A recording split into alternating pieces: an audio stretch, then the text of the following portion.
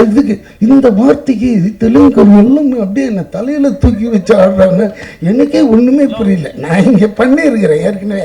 இங்க என்ன சொல்லுது அதெல்லாம் ஒண்ணுமே கிடையாது.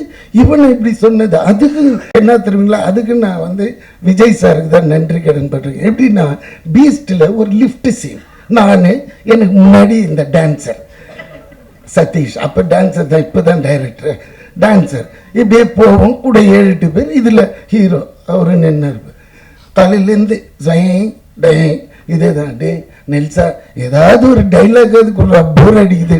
இதை வந்து விஜய் சார் கேட்டார். ஏய் நெல்சன் எதுனா கொடு, எதுனா ஒன்று சொல்லியா அப்படின்னா. எதுனா ஒன்று சொல்ல. டே என்னடா விளையாடுற, அங்கங்கே கேமரா இருக்குது, இது என்ன சொல்லுன்னா முன்னாடி இவன் தாண்டா இருக்கிறான்னு. அப்புறம் இவனை பார்த்து சொன்னேன், டே நீ எதுனா ஒன்று சொல்லு, அது கவுண்டர் நான் அடியும். அதே மாதிரி இவன் சாவ போகிறோம் எது வில்லன் கையில், அந்த நேரத்தில் இவர் ஒன்று போடுவார். அதுக்கு விட்டுங்க.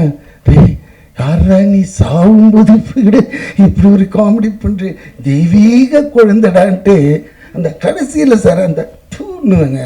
அதில் ஒருத்தன் ஏர்போர்ட்டில் என்னை பிடிச்சி சார் அந்த டைலாக்லாம் எங்கள் ஆளுங்களுக்கு ரொம்ப பிடிச்சிச்சு தெலுங்குல. ஆனால் அந்த தூணிங்கள அதுதான் சார் எனக்கு ரொம்ப பிடிச்சிச்சு. அதுக்காக நான் 20 டைம் பார்த்தேன் நான்.